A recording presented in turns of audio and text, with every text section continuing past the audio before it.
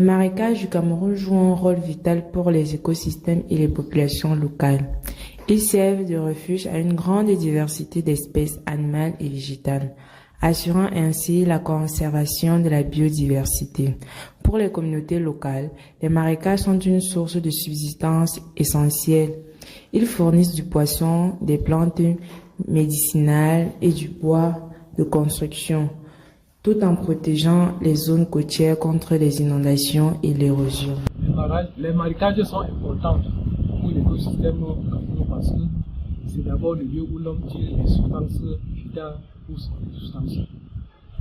Donc, l'être humain vit donc autour des marécages et c'est donc là où il trouve de quoi manger, de quoi construire sa maison, de quoi s'épanouir d'une façon générale.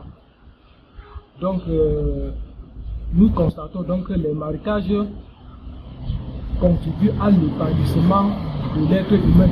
Sur le plan écologique, les marécages fonctionnent comme des éponges naturelles qui absorbent l'excès d'eau lors des fortes pluies, réduisant ainsi les risques d'inondation.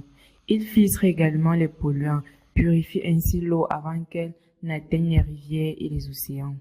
En termes de changement climatique, les marécages sont des puits de carbone efficaces, capturant et stockant de grandes quantités de dioxyde de carbone, ce qui aide à atténuer le réchauffement climatique.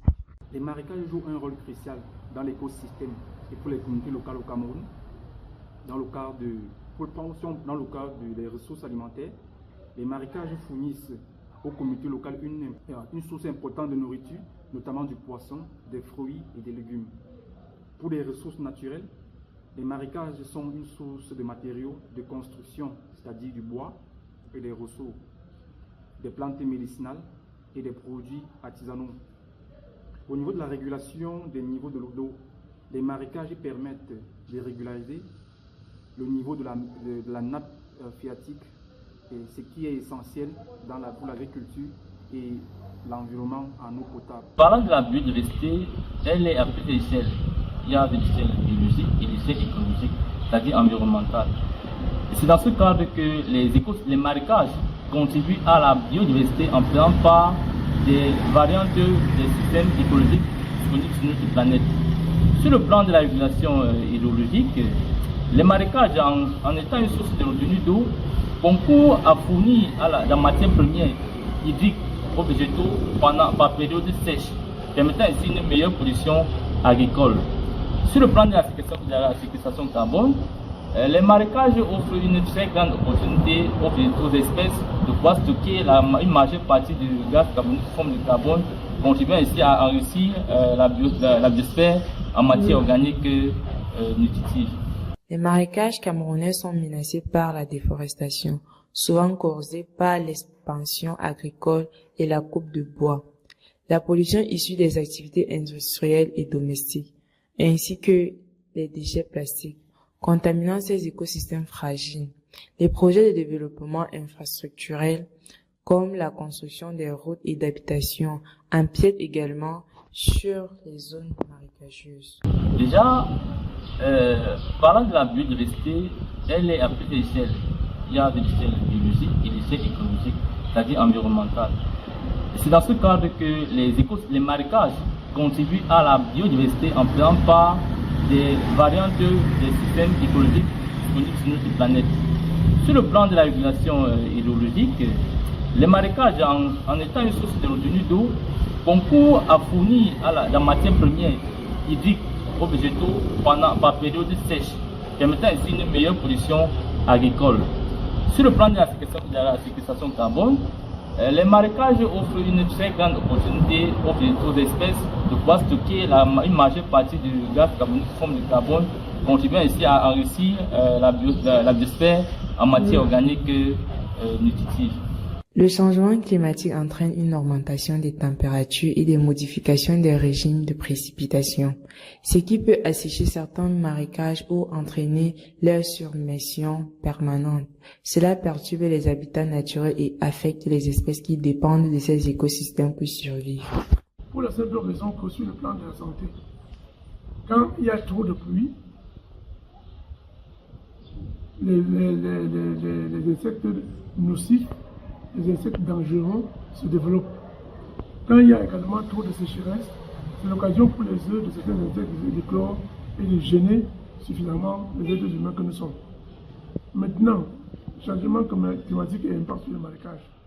C'est clair que ces zones, quand il y a trop de sécheresse, l'étendue de marécage diminue et puis les conséquences sont connues avec la rareté et la mort des sables qui ne vivent que de l'eau produite par le marécage. Au Cameroun, plusieurs organisations non gouvernementales en collaboration avec les autorités locales travaillent à la restauration des marécages.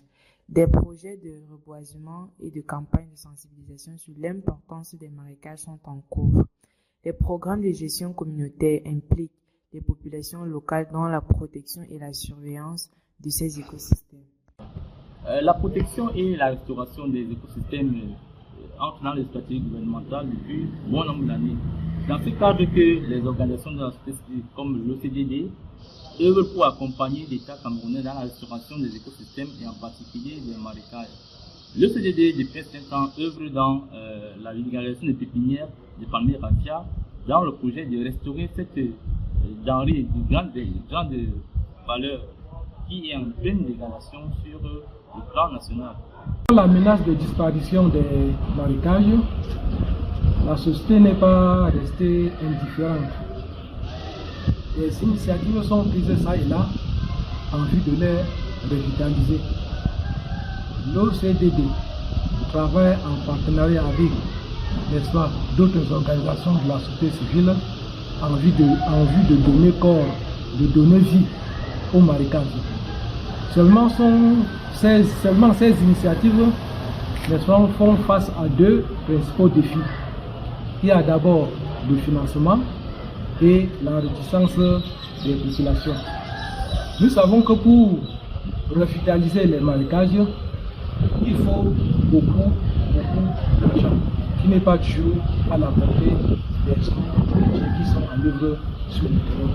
Il y a également la réticence des populations, de certaines populations qui ont déjà colonisé les marécages. Les communautés locales jouent un rôle crucial en tant que gardiens des marécages. Leur implication est essentielle pour la surveillance des zones protégées et pour promouvoir des pratiques durables de collecte des ressources. Elles apportent également des connaissances traditionnelles précieuses qui peuvent être intégrées dans les stratégies de conservation. Nos parents qui exploitaient de façon durable ces marécages essayaient chaque fois que c'était possible.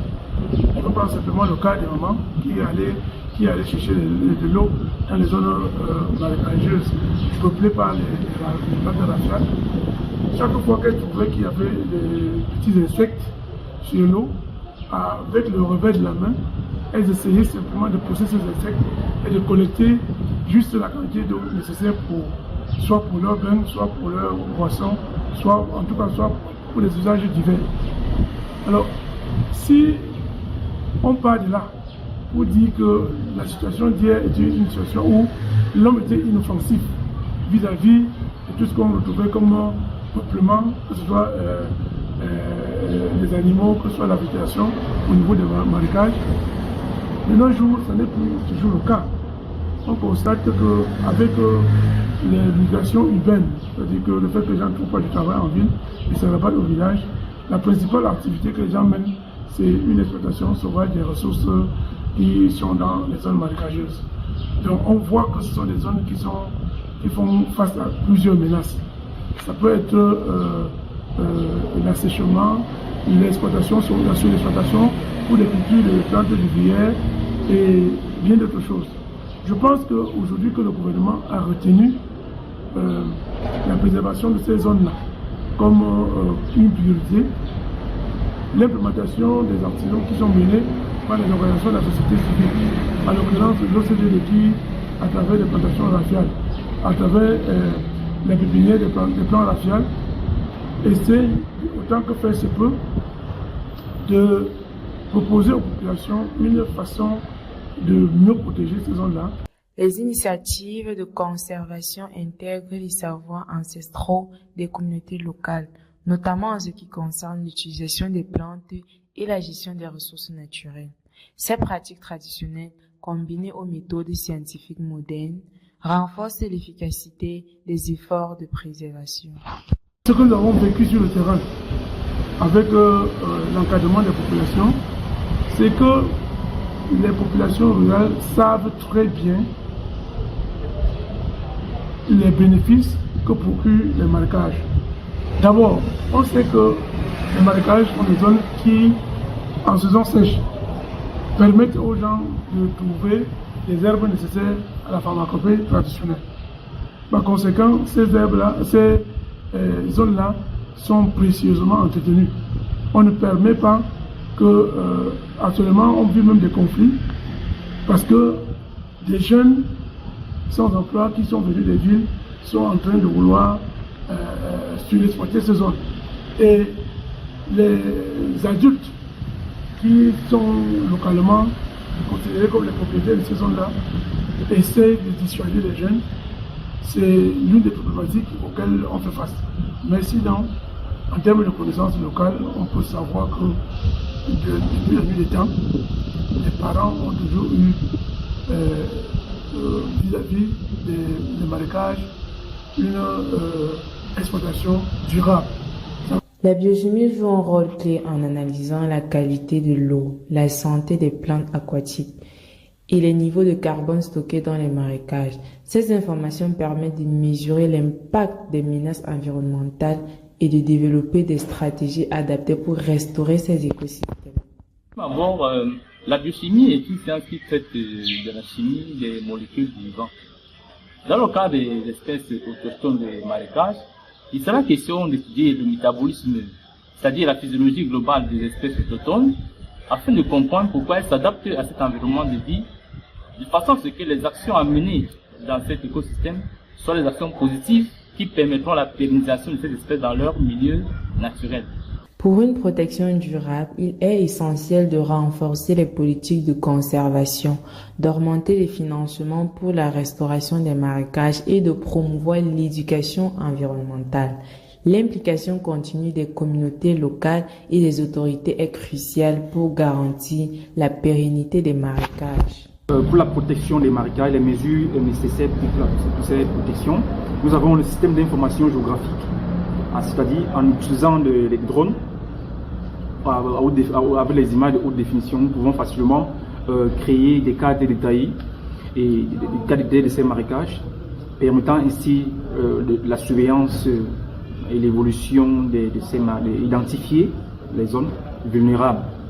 Nous pouvons aussi développer des modèles numériques pour stimuler l'impact des changements climatiques et des activités humaines dans ces zones marécageuses.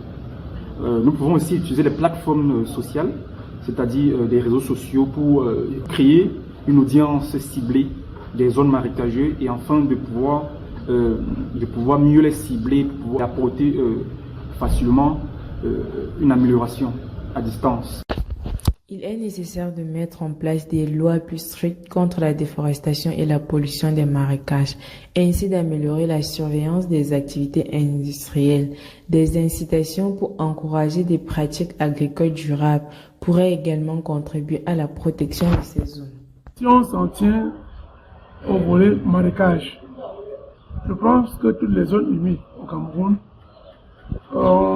sont protégées de par les textes.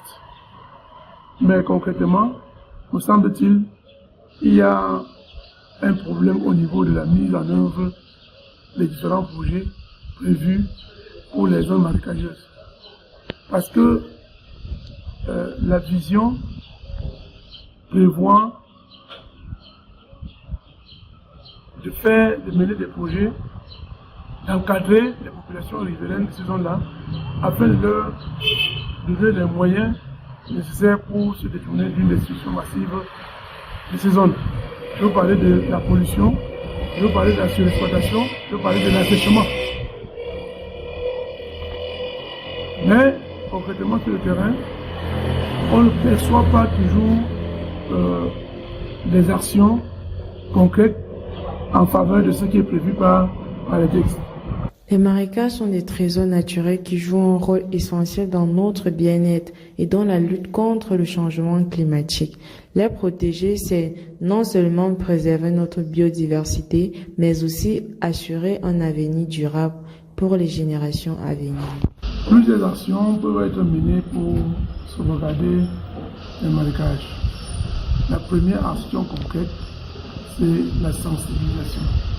Et la sensibilisation aura pour objectif d'attirer l'attention des populations riveraines, de contribuer à une prise de conscience des populations riveraines que ces zones humides sont précieuses et doivent être entretenues pour la sauvegarde de leur vie, d'abord et ensuite de l'humanité tout entière. Parce que ces zones, de par leur utilité, contribuent à produire des ressources nécessaires pour les riverains et ensuite à faire pousser des arbres, à faire vivre des espèces rares qui peuvent contribuer d'une manière ou d'une autre à ralentir les impacts négatifs des changements climatiques. Voilà pourquoi il est intéressant de mener des actions de sensibilisation d'abord, ensuite de permettre aux gens qui sont des riverains de mener des activités génératrices de revenus autres que celles qui peuvent avoir un impact direct qui peuvent constituer des menaces ou des défis pour les zones humides. Je me souviens tout petit, pour aller à mon école, j'ai traversé une plantation raffia. Et nos parents nous avaient obligés chaque matin, quand on quittait la maison, à aller avec des ustensiles, des seaux qu'on gardait dans ces plantations-là. Et le soir de retour de l'école, on puisait l'eau qu'on ramenait à la maison. Et c'est cette eau-là, on utilisait pour la fonction. Et c'est cette eau-là que tout le monde buvait. Donc, le raffia était donc très très utile en ce sens qu'elle fournissait donc l'eau à toute la population.